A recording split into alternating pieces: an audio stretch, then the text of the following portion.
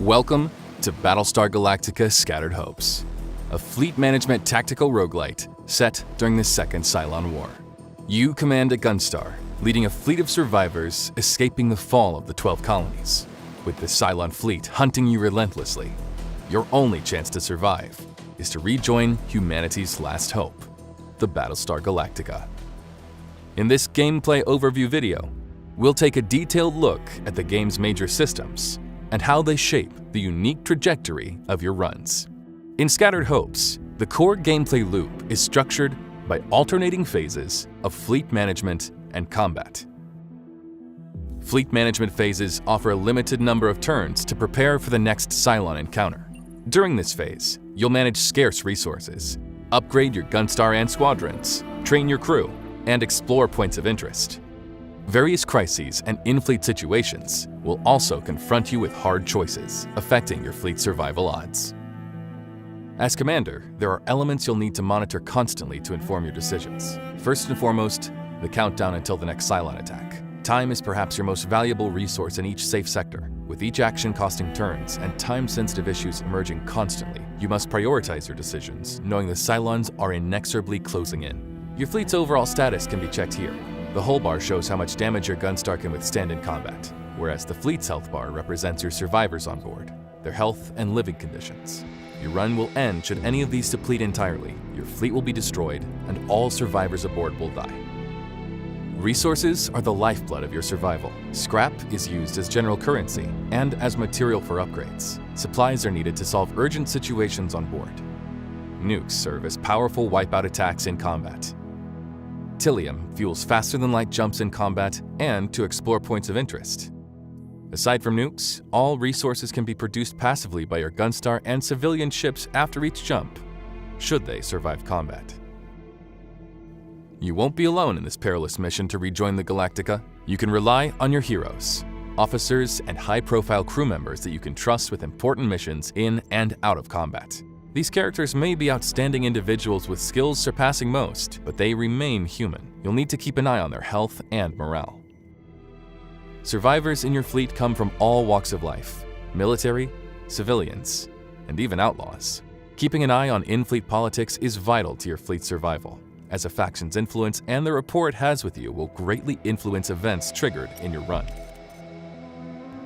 Situations are various events that happen on board, ranging from hull breaches, fires, Cylon onboardings, illness, or general crowd panic. These can occur spontaneously, or as a result of your failing relationship with a faction. They may also happen as a consequence of incurring extensive damage in combat. You can resolve them by sending one of your heroes to deal with it directly, or by utilizing supplies. Keep in mind that some situations may pose risks to your hero's safety and could, at worst, cost them their lives. You can choose to ignore them, but if you do not address them by the end of the indicated countdown, your fleet's health will degrade significantly. At some point, you'll discover that some of these situations are actually a result of sabotage from an infiltrated Cylon. Nobody can be trusted, and you'll need to unmask the imposter through a dedicated investigation. Crises are more complex events that will require you to step directly into the Combat Information Center. After listening to the briefing, you will be offered two choices on how to address the issue. One will trigger an objective-based, time-limited mission where you'll need to accomplish various tasks. Fail to check off all objectives on the list, and you will face harsh consequences. The other choice will offer an immediate but often costly solution, whether you pay with dwindling resources or by losing favor with a hero or a faction, knowing that these tense relationships may trigger even more crises in the future. Crises test your ability to weigh the outcomes of each choice and measure their impact on your fleet's immediate and future needs. Sacrifices will always be necessary, but which are you ready to make? On the flip side of crises, opportunities are events that can reward you with positive effects, such as additional resources and improvements to your fleet. They also require tasks to be completed within a limited time frame, but in this case, failure does not come with negative consequences. Once per sector, decisions that make you fall out of favor with a faction or a hero can be slightly counterbalanced by spending time in the bar. Ambrosia has a way of loosening tongues and bringing enemies together, after all. Points of interest will vary across the different sectors you jump to. They can present a reliable way to replenish your resources at the cost of burning Tilium. Some POIs also offer strategic additions to your fleet, such as new squadrons, Gunstar weapons, heroes, and even civilian ships. By sending heroes to explore POIs and solve situations, they will gain experience and acquire traits. These can facilitate their missions within the fleet, such as increasing the rarity of POI rewards, or unlock new skills, such as manning Gunstar weapons and piloting squadrons. Squadrons are your first line of defense and will brave enemy fire repeatedly. Here in the hangar, you can oversee their repairs, assign a designated pilot, and choose their next upgrade. Squadron perks. Some improve base specs, while others offer unique skills and passives that give an extra edge in combat. You can also manage your Gunstar weapon setup, focusing on single target damage or large AoEs. Given sufficient scrap, your R&D department can work on meaningful upgrades to your fleet, such as strengthening the hull of your Gunstar and expanding your squadron and weapon slots. They can also work on upgrades specific to your Gunstar model. Fleet upgrades can also come from auxiliary systems, which offer permanent buffs to both management and combat actions. Combat phases are asymmetrical fights, where the Cylon fleet overwhelmingly outnumbers you. During the 2 minutes it takes for FTL calculations to compute, you'll need to defend your fleet in real-time combat with tactical pause, until you can jump to the next safe sector. You likely won't get away from these fights unscathed, and will need to deal with damage sustained in the next fleet management phase. During the deployment phase, you'll need to determine the optimal squadron and Gunstar loadout for this encounter. Thankfully, the Dratus system will show you a preview of the enemies as they spawn.